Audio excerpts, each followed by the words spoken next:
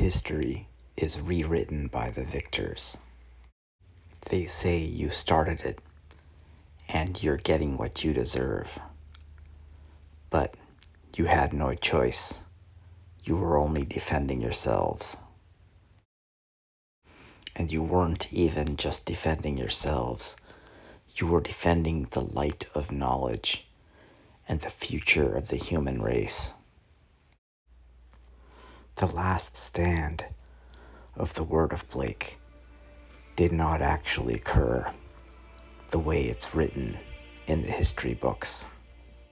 The headquarters of Precentor Marshal Cameron St. Germain was not the last battle. Located not too far from Devil's Peak, there's a small subterranean bunker. In this bunker hides the last high clergy, the ones who specialized in the Old Testament. And that means the mathematical works of Albert Einstein, Stephen Hawking, Kip Thorne, and Kearney and Fushida themselves. Coming to kill them comes a vast force of darkness and barbarism that is arrayed before you, and only you stand in their way. For you are one of the last of the Mane Domini, the hand of God of the Word of Blake, and you are piloting the Omega, a 150-ton super heavy mech, the pinnacle of mech technology. Your friends are piloting 2 Archangels to be at your side. But you know, one of the other Omegas was taken out by infantry dropped from the sky. They fell, used their jump jets to swarm the Omega, and then they proceeded to cut the pilot out of the cockpit. You are relying on your Archangel companions with their plasma rifles to clear you of any such troubles. You also have friendly Purifier powered armor surrounding you, some of it hitching a ride on the Archangels, and some cooling trucks. This should take care of your close-in defense, and you will be the long-ranged offense. Your sensors are detecting 5 king crabs approaching at a distance. They're still too far out to engage, but soon they won't be. You check the status of your 3 Gauss rifles and your 2 LB-10X autocannons. Everything checks out. Everything is ready. Your religion has been hunted down through hatred and bigotry across the entire inner sphere. And now it is time. If you fail tonight, sooner or later, the HPG network will go down, and the inner sphere will be plunged into a dark age. Just one thought crosses your mind before the battle begins, and that is, may Blake's will be done.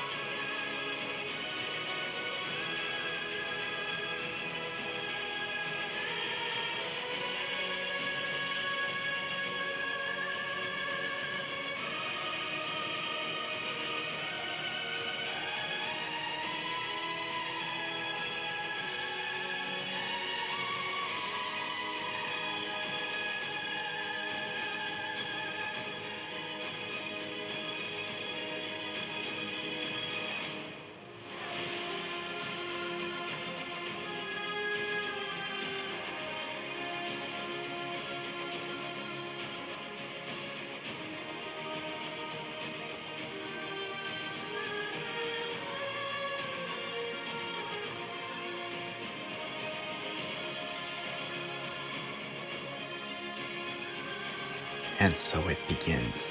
The battle is enjoined. Will the Archangels successfully protect the Omega? Will the word of Blake survive? Turn 1. The Firemoth has run in carrying its point of elementals and has come into range, and the Archangels pick it off with their plasma rifles. But just to be sure, the C1 Mousecat uses all its weapons on that same Firemoth. Also, the Omega pops off one of its LB-10Xs with its bird shot. The Terra Purifiers cling to the Archangels, and the standard Purifiers are hanging on to the cooling trucks, waiting for targets. The cooling trucks stay with the Omega. The attacking side, the King Crabs are all out of range, and so they continue moseying forward. The Firemoth takes an absolutely incredible amount of damage and also gets overheated from the plasma rifles. Somehow it manages to survive. It does, however, manage to pop off a variety of shots at the Catapult C4 Mousecat, which it has closed with. However, those shots all miss because the C4 did not take any hits. The Elementals still cling to the Firemoth, but I bet they are getting a little bit nervous. Their Firemoth almost got blown out from under them. The SRM troopers are in the Karnov, and the Karnov is gaining altitude to get to the proper elevation of 30 for a good drop out of range of the Gauss rifles. The Grey Death Squad just marches forward, being that it has no transport, but can still move reasonably quickly just as power armor. The Word of Blake has not taken any real damage in any of its units, except one of the Purifier units took a point. For the attackers, the main attacking force of King Crabs is still untouched, but the Firemoth is smashed badly. Turn 2. The C3 Master Karnov has moved in to try doing some tags and gets shot at by an Archangel with its plasma rifle. The Firemoth had managed to flank that same Archangel and shoot it in the back with an SRM-6. Fortunately, the Archangel is well armored. What hurts far more, though, is that the Firemoth managed to drop off its elemental point, which is now also shooting at the Archangel in the back. The Catapult C4 Mousecat is about to engage the King Crabs with its LRMs.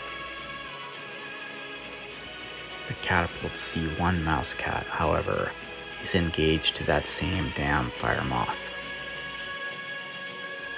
Not to be outdone, the K2 Mousecat is also targeting the Firemoth, but also receives some fire from the first King Crab.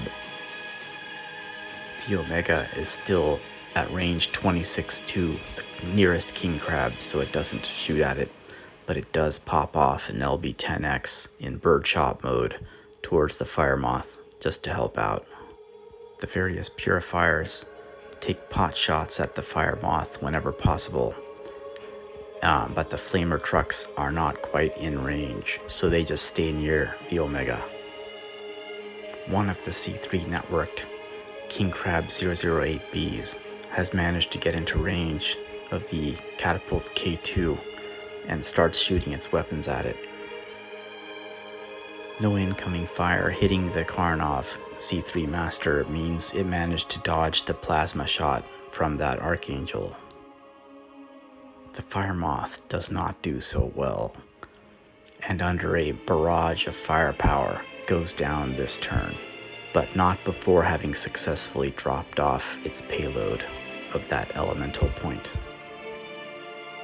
The elemental point has managed to get in range of the Archangel Invictus and is actually flanking it. It shows front here, but that's because it's coming out from the front of the elemental, which doesn't actually have any front. And how you know the elemental flanked is because on that Archangel you saw that the elemental's fire was coming from the Archangel's rear arc. The SRM platoon is currently at elevation 25 because it's riding in the Karnov, and that means the Karnov is going to start moving towards the Omega for the drop. The Grey Death squad is going to continue moving at its maximum speed of 3 hexes per turn because it has no external transport. One of the Archangels has taken damage from the rear arc, and all of its rear torsos and its legs are damaged, including one that has almost penetrated. The C4 Mousecat is overheated but fine, but the K2 Mousecat has had its head blown off by a lucky shot and is out. One of the Purifier level 1s has lost one of its troopers, and another one has had one of its troopers stripped of armor. For the attacking force, the King Crabs are all intact, and the Karnovs are intact, maintaining the C3 network. The Firemoth has been destroyed, but it did successfully drop off the elemental point, which has almost penetrated the rear armor of that one Archangel. I hope the sacrifice was worth it. The first Archangel shoots at the Karnov C3 Master. That C3 Master manages to tag the Archangel, but has probably paid for it with its life. The second Archangel shoots its plasma rifle at one of the incoming King Crabs and receives some pestering fire in return. The C4 Mousecat aims its LRMs at the elemental point. It is getting the advantage of its C3 networked distance. The C1 Mousecat is maneuvering to get a favorable range with one of the incoming King Crabs, but it is also maneuvering to avoid exposing its rear side to the elemental point. The Omega, however, focuses the ferocity of its Gauss rifles and its birdshot mode dual LB-10Xs at that elemental point, taking advantage of its IC3 distance. One of the Purifier Terra armor squads gets shot at by one of the heavy PPC armed King Crab variants that are coming in. In an unforced error, the C3 Master Karnov seems to have come in a little bit too close, and one of the flamer trucks is actually in range and is shooting at it. The C3 Master Karnov should have stayed at a higher elevation, but somehow it came in low, possibly just to get a better shot with its tag. That was a dumb move, and it will pay. 4 of the 5 King Crabs are already in range of one of the Archangels and are targeting it. Note that none of these are with AC-20s yet. These are still the large lasers and the LRMs or the ER or the PPCs and ER medium lasers on the advanced King Crabs. The Karnov carrying troopers is maneuvering itself at a safe altitude to be able to drop onto the Omega at the right time. But the C3 Master Karnov, it's strewn all over the ground in pieces now. Was that tag shot worth it? None of the friendly units got a chance to use their semi-guided LRMs, so it was a complete waste.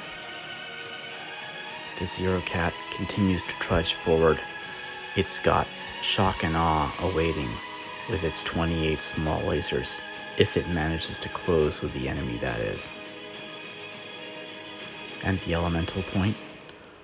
Among the Gauss rifle shots, which all seem to hit, as well as the LRM-20 shots from that C4 mousecat, the elemental point is no more. The SRM platoon is awaiting drop-off by the Karnov, and the Grey Death Standard Squad continues to trudge forward, slowly getting closer to its target. The mech sheets at the end of this turn 3 do not look that much different from the end of turn 2, except one additional Purifier Terra has been taken down. The same cannot be said for the attackers. The attackers lost infantry units, as well as they lost their C3 master Karnov.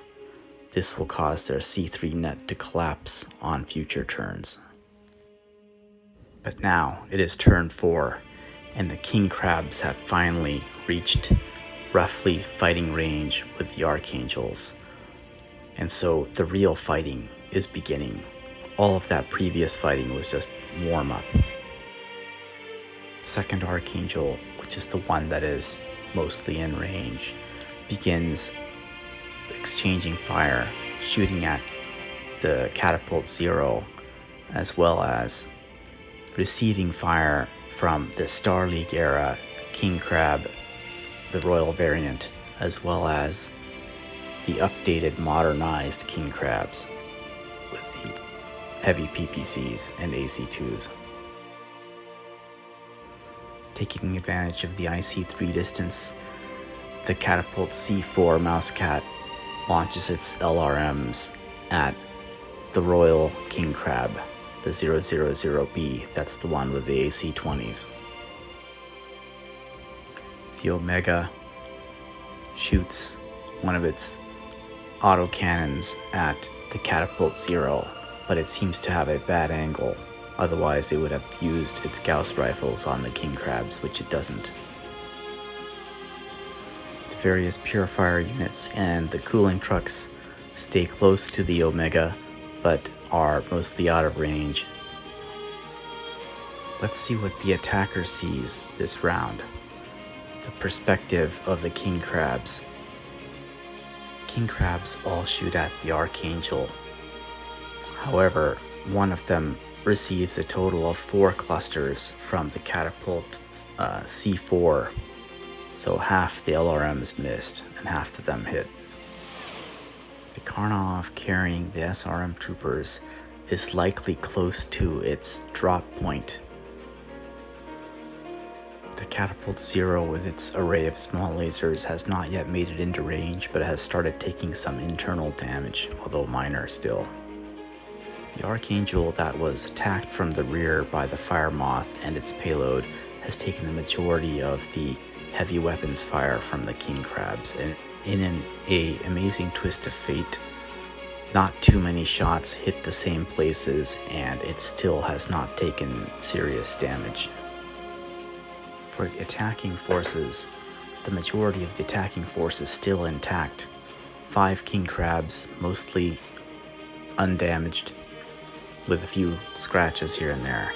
But however, they have lost their C3 network because their Karnov is down, and the special small laser point-blank range catapult has taken significant damage. This turn 5 is the first turn where the Archangels, the Omega, and the King Crabs are truly mixing it up close for the first time. But it's also the same time as the successful drop of the SRM jump platoon and the Catapult 0 with the small lasers have engaged. First, Archangel shoots its plasma rifle at the SRM jump platoon and receives a barrage of small laser fire from the Catapult 0. We shall see what happens here. The second Archangel shoots its plasma rifle at a Grey Death Legion squad in its heavy PPC at one of the Royal King Crabs, but it receives a barrage of fire, including AC-20s from the Royal King Crabs and heavy PPCs from the modernized King Crabs. It has also mixed in with the enemy's ECM bubbles, so it is now unable to share its IC3 data with its friends. The C4 Mousecat shoots its twin LRM-20s at the SRM jump platoon. It does still get degraded IC3 data, not from that Archangel, but the other Archangel and the Omega as well. The C1 Mousecat is maneuvering for better position and does not fire this turn, but the Omega unleashes its fury with its triple Gauss rifles at one of the King Crabs. The Purifier Terras perform small pot shots at whatever enemy units are nearest, which happens to be the 008B King Crabs. The Purifier Adaptive Mimetic Armored Troopers fire at the Catapult 0, as well as the Flamer trucks with their targeting computered flamers. The text is a little small this time because too much is going on, but the King Crabs are all mixing it up, firing mostly at the Archangel, one of them firing mostly at the Omega, and there's a lot of high firepower mixing it up between the Archangels and the King Crabs. The Catapult 0, with its inner sphere small lasers, 28 of them in fact, targets one of the Archangels and pesters it. My text only displays the first 12 attacks. The Catapult 0 also receives flamer attacks from the cooling trucks, as well as some pestering fire from the Purifier Adaptive Armor squads. Also, the SRM jump platoon is nearly annihilated. Usually by turn 5, one side or the other tends to have a clear advantage, but both sides still have the ability to win this battle. The attackers still have all of their King Crabs intact. However, they have lost their C3 net and several of their minor auxiliary units, including almost losing their SRM jump platoon. Because this battle lasts for 16 turns, I'm now going to begin speeding up the description and skipping details. So I will only focus on some interesting events as well as some of the larger units. So with turn 6, the Archangels are in the thick of battle, having taken some beatings. The first Archangel is in pretty good shape, and the second Archangel has taken significant damage both to its armor as well as its internal structure. The Omega focuses its fire on one of the King Crab 008Bs. Those are the modernized ones with the heavy PPCs and AC2s. However, it receives a melee kick from one of the King Crabs, presumably, being that it's 20 points. The Catapult 0 is engaged at point-blank range to one of the Archangel Invictuses, but is being ignored, except by one of the catapults, which is shooting it. Also, the other surviving Word of Blade catapult annihilates the remnants of the SRM jump platoon. Turn 6. The second Archangel is almost down, but it's still up. It's got 2 engine hits and 1 gyro hit, as well as it's missing a leg and it's shut down. But the Archangels have done their job. The Omega is mostly untouched, with all its weapons and function intact. The attackers are not doing as well. This is the first turn at which I'm beginning to suspect the attackers are not doing well. All of the King Crabs are running hot, and whereas the defenders are running much cooler, minus the one Archangel that's been badly damaged. Also, 2 of the king crabs have been seriously mauled, including losing most of their center torso armor and some of it going internal, and the other 3 king crabs being still mostly intact.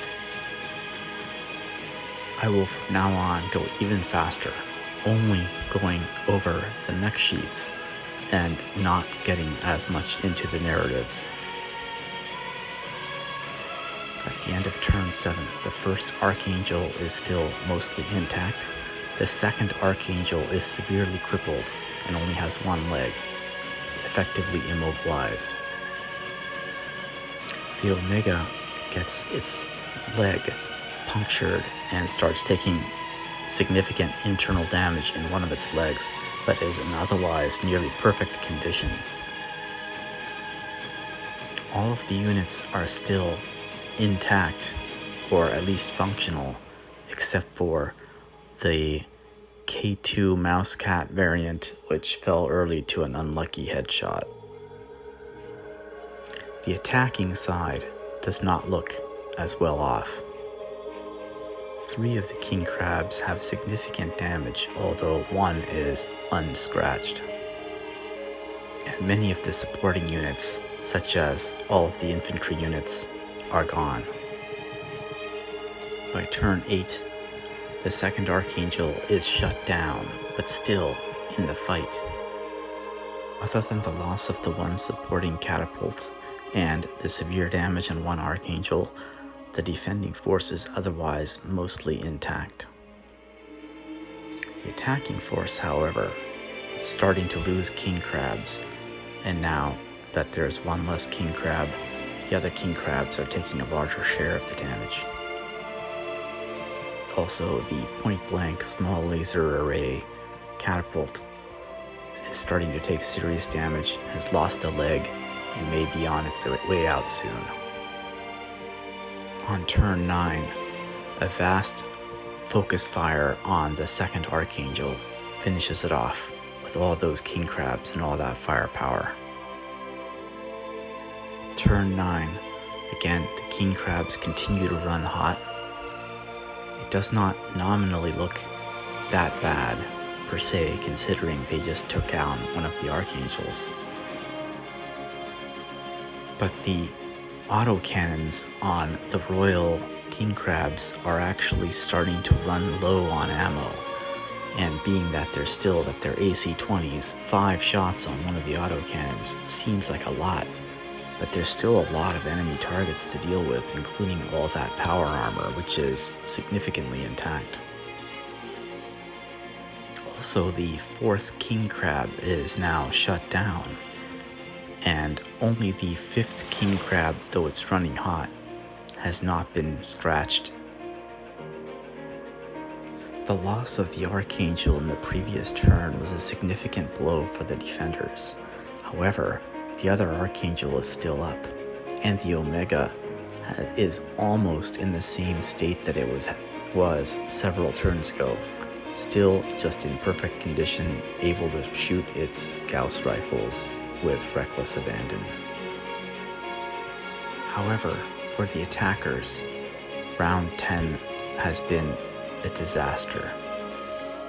One of the king crabs another one of the king crabs got taken out, the first king crab taken out by a headshot. However, it was mostly destroyed already anyway, so it's not that tragic. But because king crab number 5 had a thermal shutdown, the attackers are down to only 2 functional king crabs for this coming turn, and one of them is fairly badly damaged.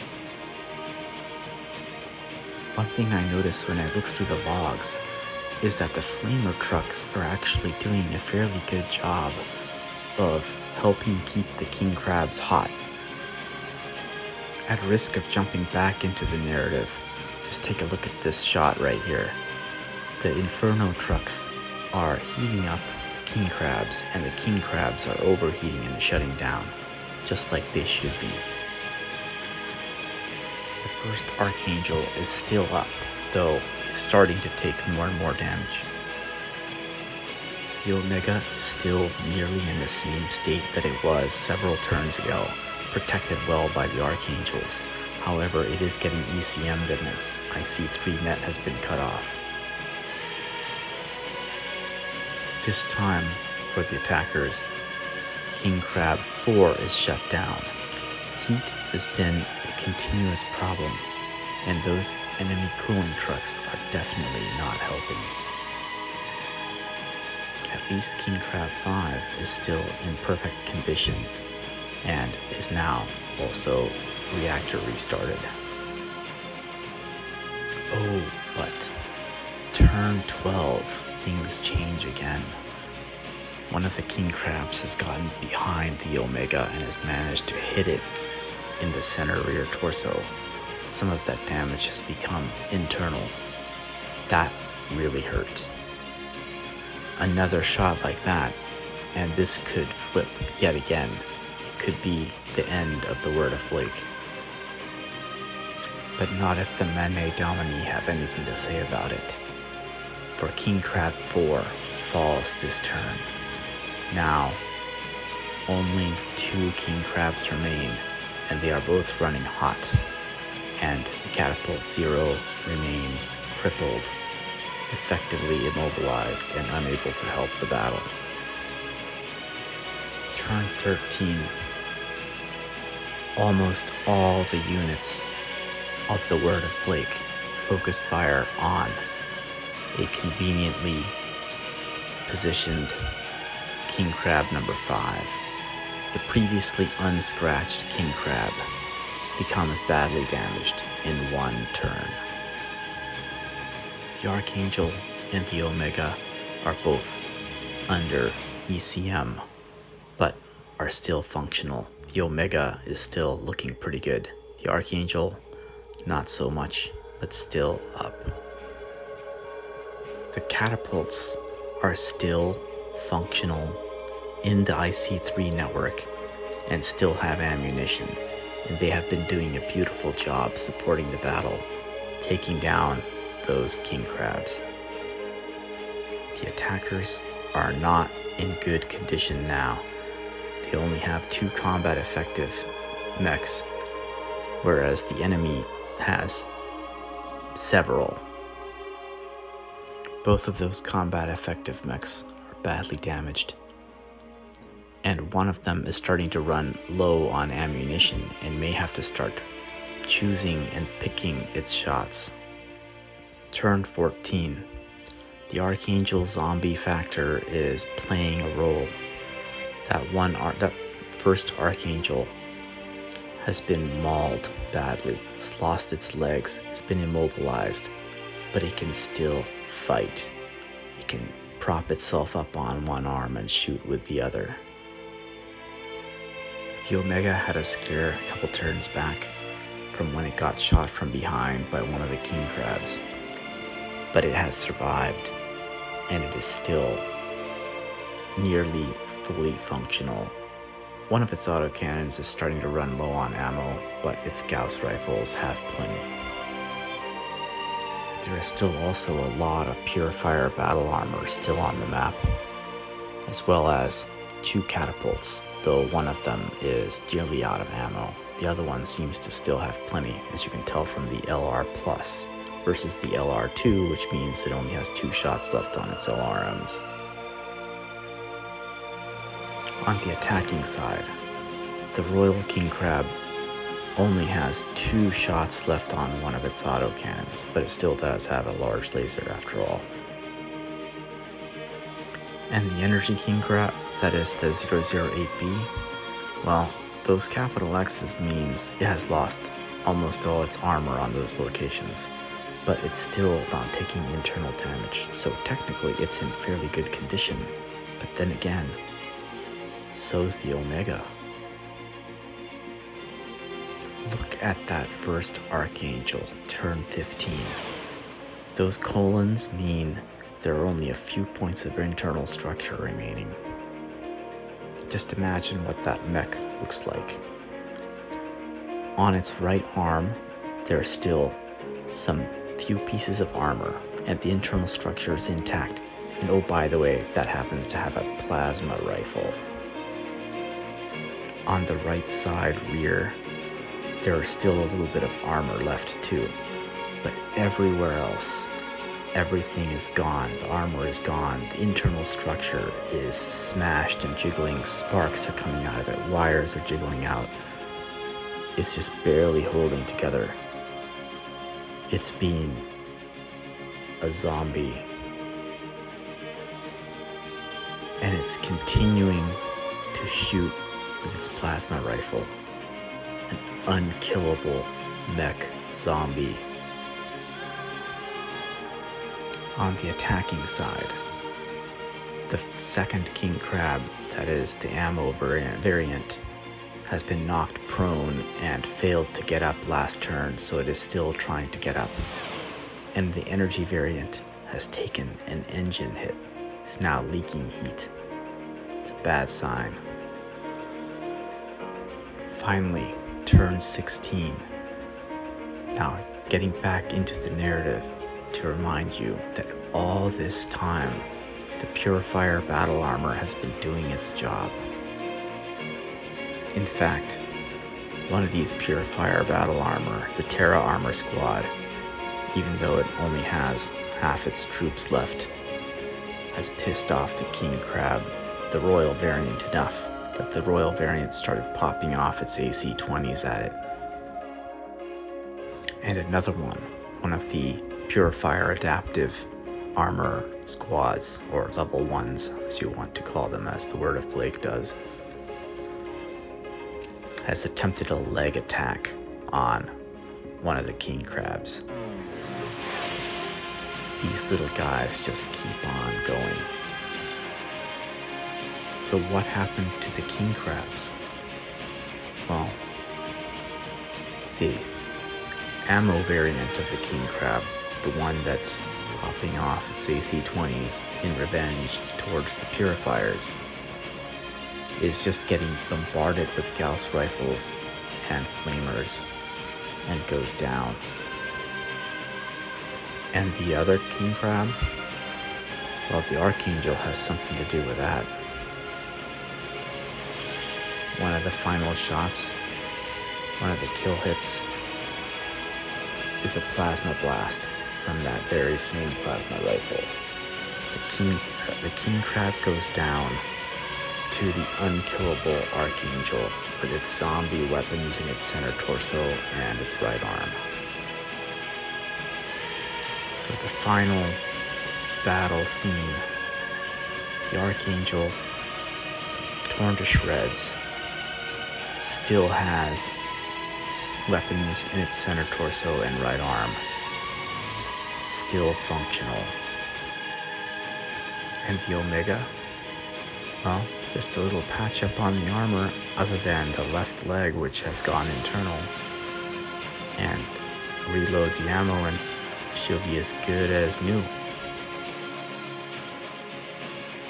And about the attackers, well, there was one thing I kind of picked up from this battle. Just thinking about the fate of that SRM jump platoon. It was fine as long as it stayed in that Karnov. But then, the moment it hit the ground, it basically vanished. Compare that to the various units of power armor that had considerable staying power. So the lesson to learn from this is, don't be squishy foot infantry when large stompy robots are rampaging around. There we have it. The Word of Blake has won the battle. And pay attention to the catapults. 2 of the catapults did just what catapults do, as I described it in the catapult video. Kill steal without taking any damage. And what a glorious moment this is. Basking in glory and the victory of battle. You can take a brief rest, knowing that for the moment, the word of Blake is safe. Oh, such a sweet victory it is. And oh, how glorious it would have been had it been so. But with all last stands, any victory is temporary. And just a few hours later, a new wave came in, and the word of Blake was no more.